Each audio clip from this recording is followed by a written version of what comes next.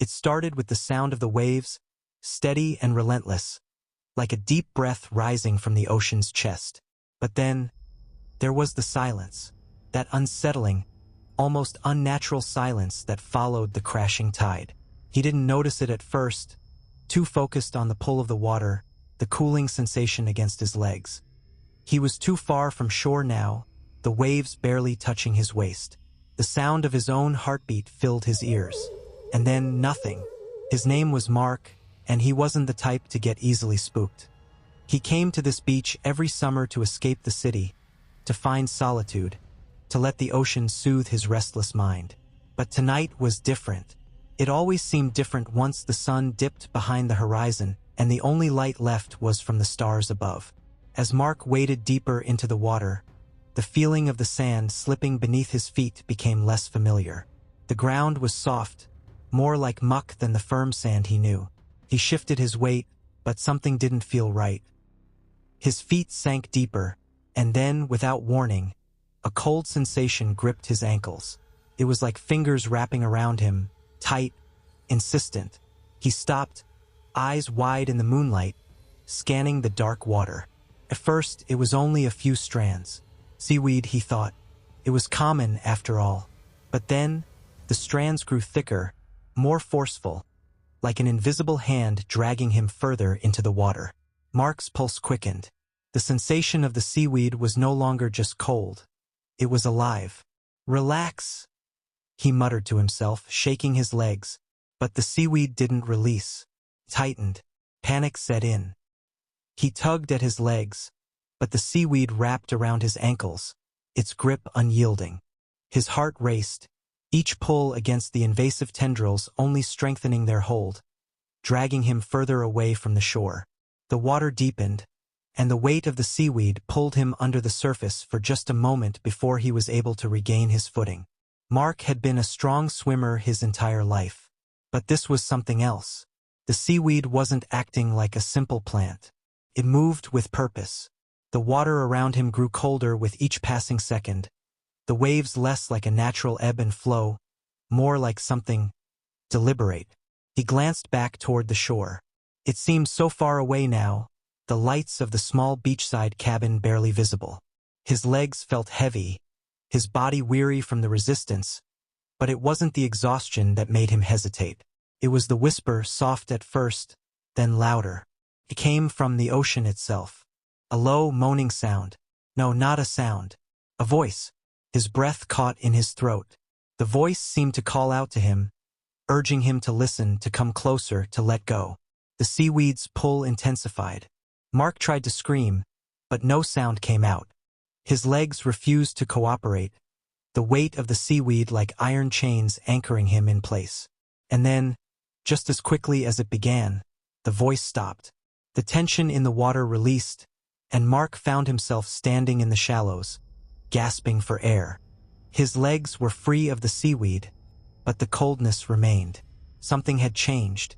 The ocean was no longer inviting, it was watching. He stumbled back toward the shore, drenched and shaking. The beach seemed unchanged. The fire from the nearby campsite flickered in the distance, its warmth almost a mockery of the chill still running through his veins. Mark collapsed onto the sand, trying to catch his breath, wondering if he'd imagined the whole thing. Maybe it was just the isolation playing tricks on his mind. But when he looked down at his feet, his blood ran cold. There, tangled around his ankles, was a single, thick strand of seaweed. It was unlike any seaweed he had ever seen. It glistened, its texture smooth as silk, but there was something wrong about it. He reached down instinctively to pull it off, but it tightened, as if it were holding on to him, unwilling to let go. Mark yanked harder. His heart hammered in his chest as he tore the strand away, watching it slither back into the waves. But it wasn't just seaweed anymore. It was something more, something that had waited, patient, beneath the surface. It wasn't until later that night, when the wind picked up and the waves grew choppy, that Mark realized what he had truly felt in the water. It wasn't just the seaweed trying to pull him down. It was something else, something ancient and restless, something that had lived beneath the tides for far longer than humanity had walked the shores. The ocean wasn't simply a body of water. It was a living entity, with desires, with hunger. As the hours passed, Mark's unease grew. Every time he closed his eyes, he saw that seaweed. The way it wrapped around his legs, how it held him, how it pulled. And the whispers, they were louder now, not in the ocean, but in his mind. He couldn't shake the feeling that something was waiting, and that it wasn't finished with him.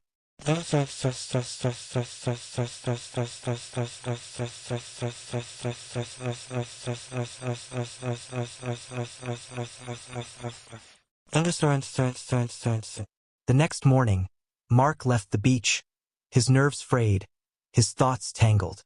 But what chilled him most was the discovery later that day, when he returned to the spot where the seaweed had first gripped him. The water had receded, and on the sand, he found something.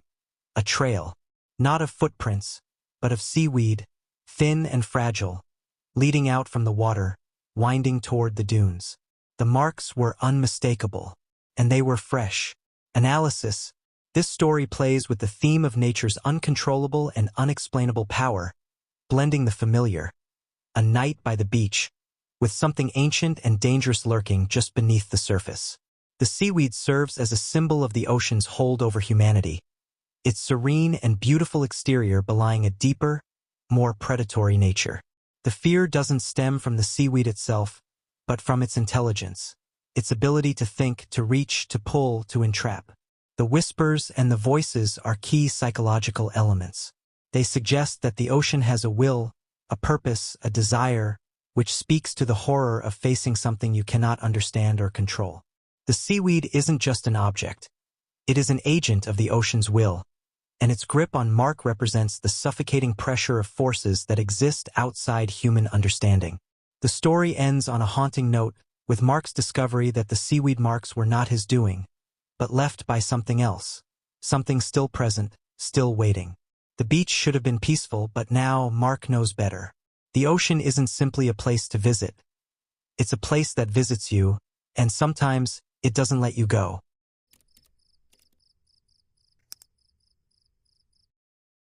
Have you ever looked back at old photos and noticed something off?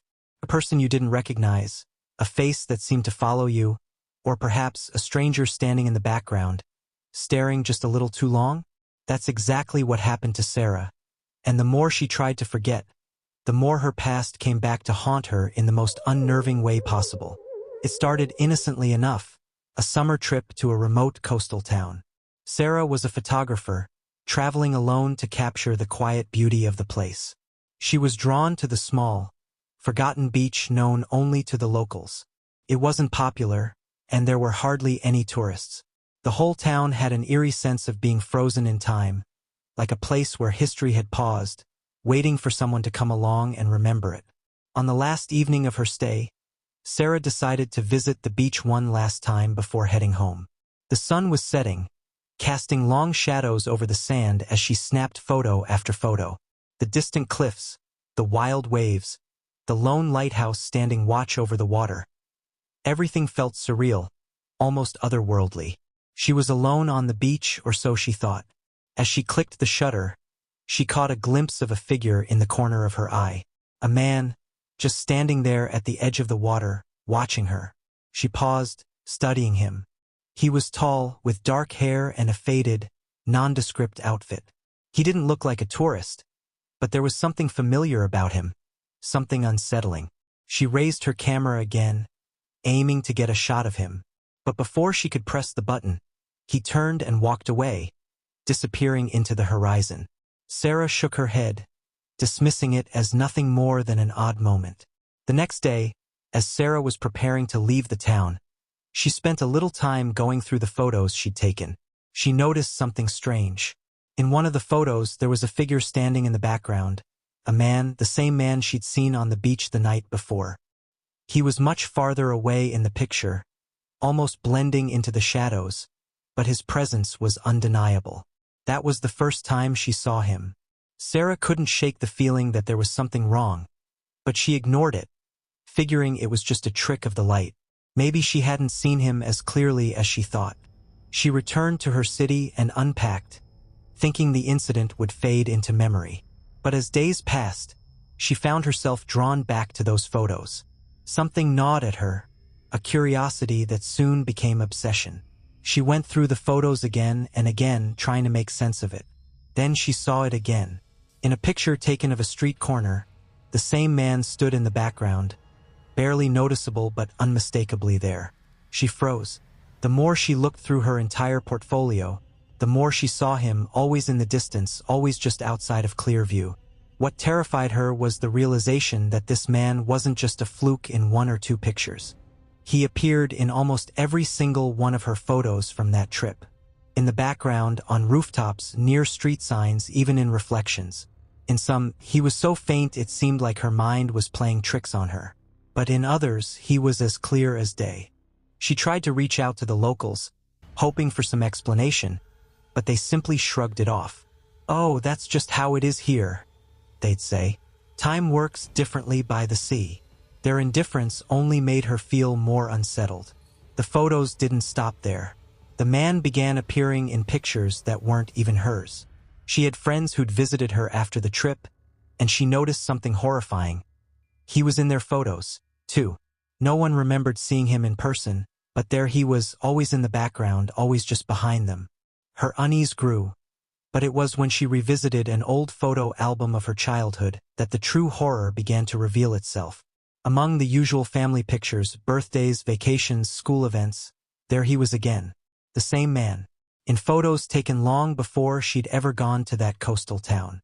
He was there, in the background, or sometimes lurking in the far-off corner of a room. Sarah couldn't explain it.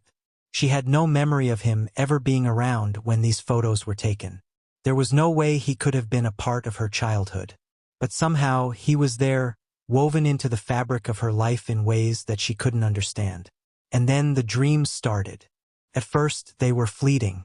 Just images of him standing in the background, watching her. But soon they became more vivid, more intense. In her dreams, she was trapped in that same coastal town, standing on the same beach, but this time the man was closer, much closer. He would stand next to her, his breath cold against her skin. She could never bring herself to look at his face, but she knew he was smiling, a smile that was more sinister than reassuring. The most terrifying part of these dreams was when she tried to run. She couldn't. Her legs were stuck, like the sand was swallowing her whole, and all the while, he would stand there closer, closer, until she could feel the weight of his presence in every inch of her body. Sarah tried to tell herself that it was just stress, that the oddities in her photos were nothing more than coincidence. But she couldn't shake the feeling that this man, this thing, had always been a part of her life. She even started noticing him in photos of places she'd never been, at her friends' homes, in public parks, in random snapshots taken by strangers. Always there, in the background, as if he had been following her all along. One night, after a long, sleepless stretch, she decided to confront the truth. She went back to the coastal town, hoping to find some answers, hoping to understand why this man seemed to haunt her life in every way. She visited the beach where it all began, walking the same path, staring out at the same endless waves. And that's when she saw him again, not in the distance, but standing directly in front of her, staring into her eyes with an unsettling calmness. She took a step back, but something stopped her, something she couldn't explain. The man didn't speak, but he didn't need to. His presence was enough. And as she stood there, frozen, she realized something that chilled her to the core. The man wasn't a stranger at all. He was her, or at least a version of her, a part of her that had been hidden from her own memory. A manifestation of everything she had tried to bury, the quiet fears, the long-forgotten parts of herself that she'd pushed away over the years. The realization hit her hard, and suddenly, everything made sense. The man wasn't just following her. He was there all along, a part of her that she couldn't escape. And as she turned away to leave, she understood one final, horrifying truth. The man would never leave. He was always going to be there in the background, watching, waiting. Because sometimes, the scariest thing is not that someone is watching you. It's that you've always been watching yourself. And now, he's waiting to make his appearance in your photos.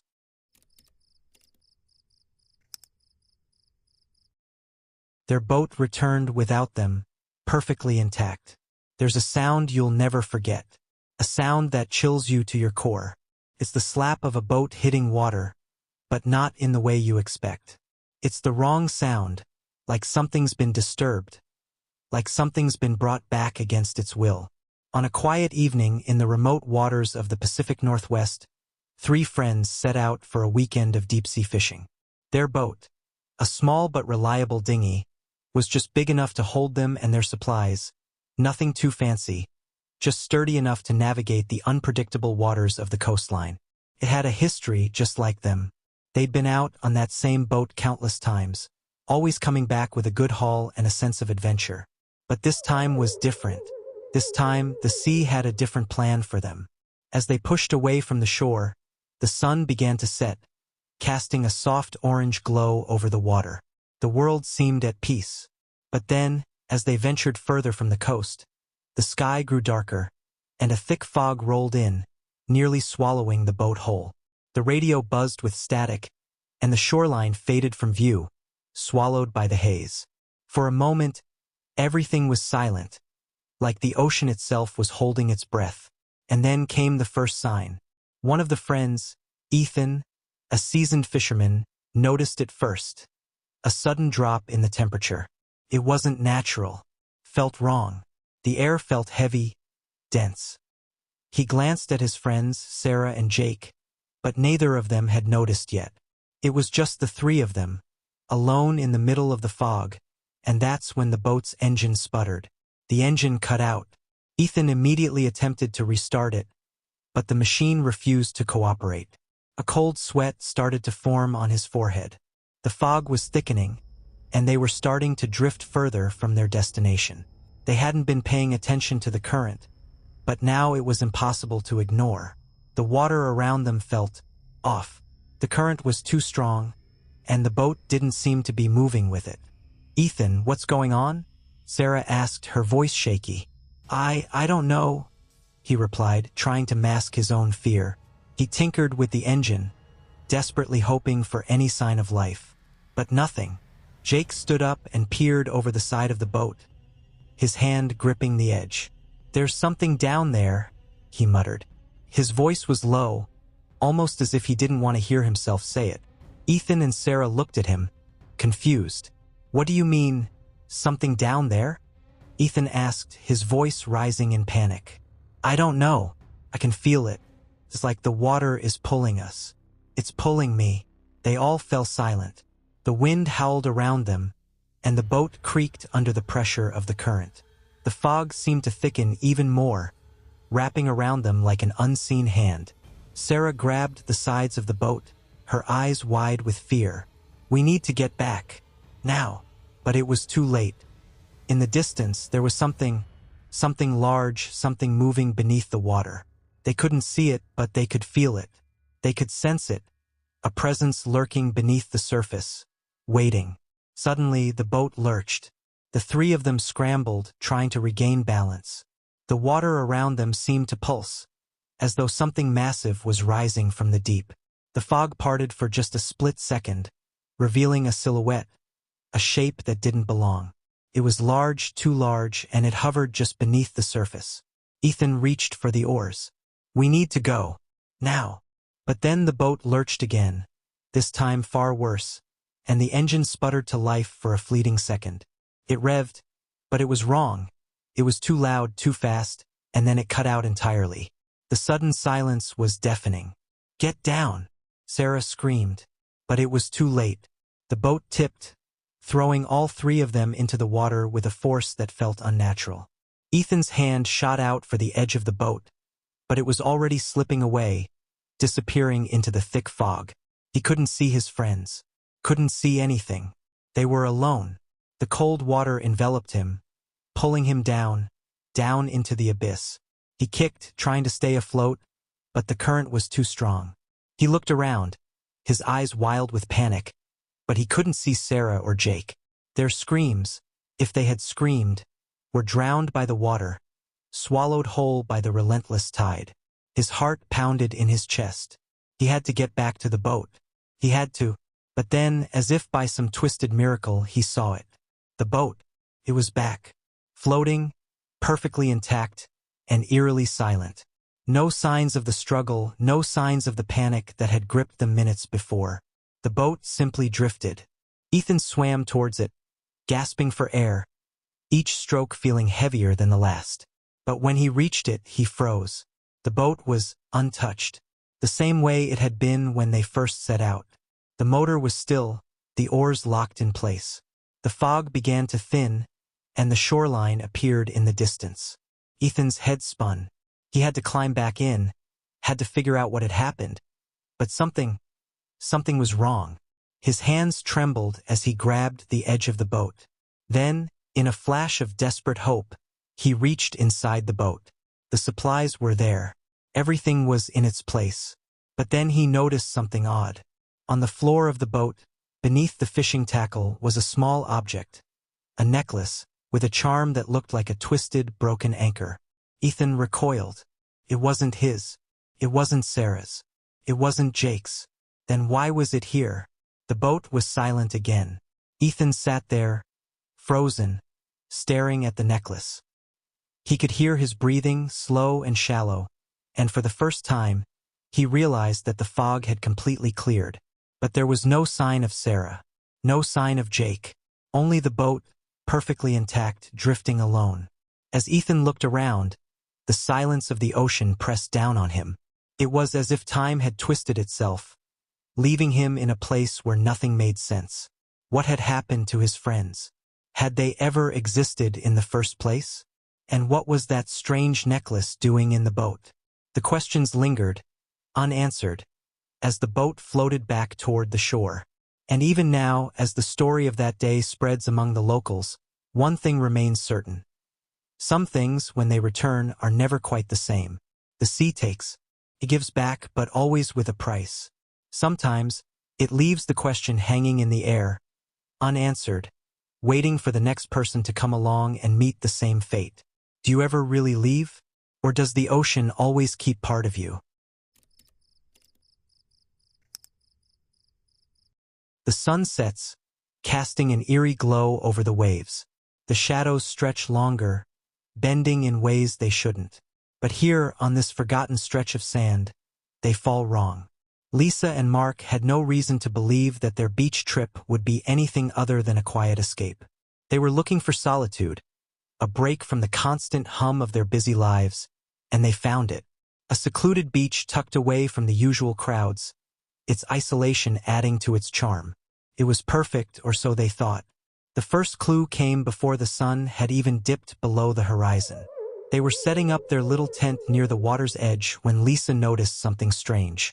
The shadows, cast by the setting sun, were stretching in the wrong direction. Instead of falling toward the horizon like every other sunset they had witnessed, they were pulling toward the sea. At first, she dismissed it as nothing more than a trick of the fading light. But the longer she stared, the more unsettling it became.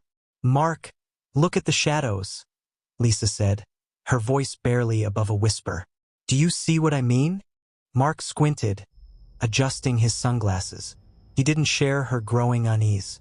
"It's just the light, Lise. You're overthinking it."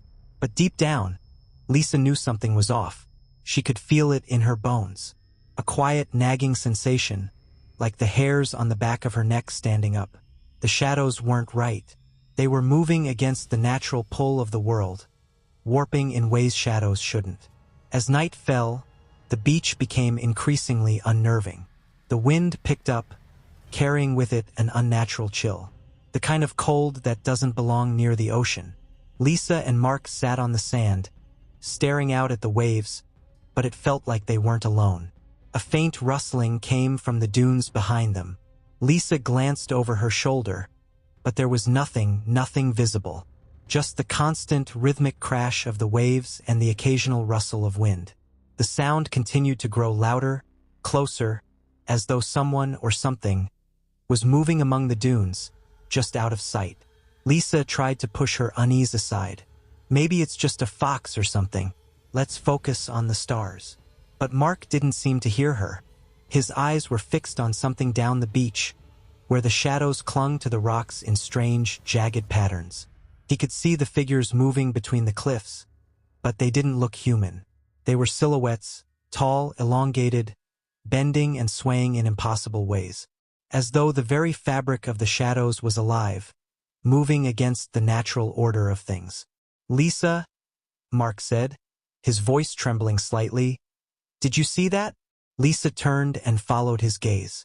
The shadows, they were shifting, swirling like smoke, pulling together in unnatural patterns. She squinted, but all she saw was the dark horizon and the soft rolling of the waves.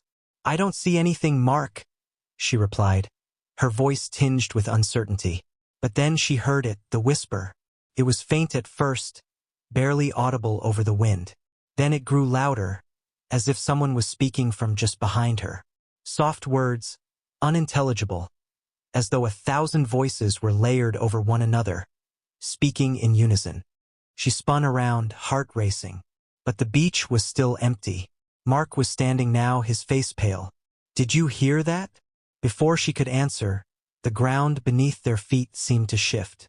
The sand, once firm, now seemed to ripple as though it were alive. It buckled and twisted, drawing strange shapes in the sand, shapes that looked like they had been etched by invisible hands. The sound of distant whispers echoed in the air, like the soft rustle of leaves in the dead of night. Mark stepped back, his foot catching on something hidden beneath the sand. He stumbled but caught himself just before he fell. Looking down, he froze. Something was buried there, something large. He crouched down and began to dig, desperate to uncover whatever was hidden in the earth beneath him. "Mark, stop," Lisa urged, but it was too late. With one final push, Mark uncovered the object. It was a smooth, round stone, but it wasn't a normal stone. It was etched with symbols, markings that seemed to shift and change under the dim light of the moon. The symbols weren't from any language Lisa had ever seen, but they felt familiar, wrong somehow, as if the symbols themselves were calling out to something, someone, far beyond their understanding. Lisa reached for Mark's arm, but he pulled away, his eyes wide with fascination. "I think it's a message." A cold wave of dread washed over her. She didn't want to look at the stone, but she couldn't help herself. She found her gaze drawn to the strange symbols, and for a brief moment, she swore they began to glow. Just for a split second, the symbols illuminated the night in an eerie, sickly green light. Suddenly, the wind died, leaving behind an oppressive silence. The whispers stopped. The air became thick with tension. Lisa's breath caught in her throat as the shadows around them twisted, stretching even further, pulling themselves toward the stone. Mark reached out to touch it, but before his fingers made contact, a deafening crash echoed across the beach. The waves rose suddenly, as if summoned by the stone itself. And in that instant, Lisa saw it, the figure standing just at the edge of the water. Tall, cloaked in shadows, its shape indistinct, its presence oppressive. It was no longer a shadow. It was real. The air seemed to crackle with its power. The figure stepped forward, its feet leaving no mark in the sand. It was as if the very ground recoiled from its presence. And then the whispering returned, louder now, rising in intensity, until it felt like it was inside her skull, filling every inch of her mind. "Run!" Mark shouted, but it was too late. The figure moved swiftly toward them, the shadows curling and folding around it like a cloak. Lisa stumbled backward, but her legs were weak, her mind clouded with terror. Mark grabbed her hand, pulling her toward the dunes, but no matter how fast they ran, the shadow kept pace with them, always just behind. They reached the edge of the dunes, but when Lisa looked back, the figure was gone. The shadows had returned to their normal position, stretching toward the sea as if nothing had ever happened. Breathing heavily, Mark turned to Lisa. What was that?" Lisa couldn't answer. All she could do was stare at the spot where the shadow had stood, now empty once more. The stone had vanished. As dawn broke over the horizon, Lisa and Mark sat in stunned silence, the events of the night weighing heavily on their minds. The shadows, the whispers, the figure, they were all gone, but the feeling remained. A lingering sense that they had not been alone, and perhaps never would be again.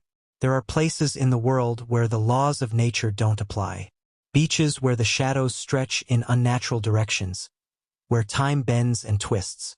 Some say they are the remnants of ancient forces, buried beneath the sands, waiting for those who dare disturb them. And perhaps, just perhaps, the next time the shadows fall the wrong way, it won't be a trick of the light. It will be something else entirely. The beach looked perfect that day. The sun was dipping into the horizon, painting the sky in shades of crimson and gold. The air smelled of salt and the distant cries of seagulls, the sound of waves crashing against the shore. A few families were still scattered along the coastline, enjoying the last moments of sunlight before the chill of evening took over.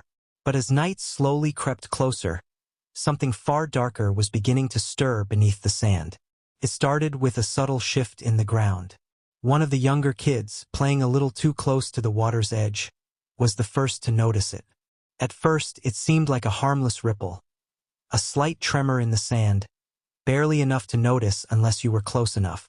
But the movement wasn't natural. The sand wasn't just shifting. It was as if something below the surface was pushing upward, fighting to escape. The boy stood frozen, watching the earth pulse and quiver under his feet.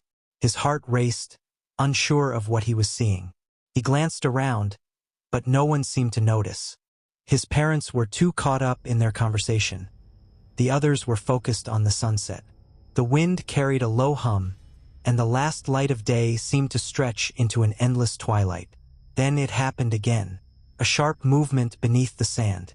A series of soft thuds, like something was scraping its way up from deep below. It didn't sound like an animal, not like a burrowing creature or the tide pulling at the shore. No, this was different. Like something was alive, something far more unsettling. The boy took a cautious step back, his feet sinking a little into the damp sand. His instincts screamed at him to run, but his legs didn't respond. His eyes stayed glued to the spot, where the sand now began to bulge slightly, forming a small mound. The world seemed to slow. The laughter of the families around him faded into the background, as if the very beach was holding its breath, waiting. For what? What was digging its way out? A moment passed, then two. The movement stopped, but that wasn't enough to calm the boy's racing heart. The air felt thicker now, colder. And then the sand shifted again, this time much more violently.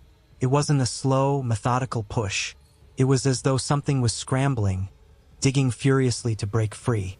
The mound grew larger, and then, suddenly, without warning, a shape rose up from the ground. A hand. Pale, skeletal fingers curled outward, clawing at the sand, as though trying to pull itself free from the earth. The boy's eyes widened in terror, his breath coming in sharp gasps. His mind raced for an explanation, but there was no logical answer. Was it a prank? A buried treasure? No, the hand was far too alive.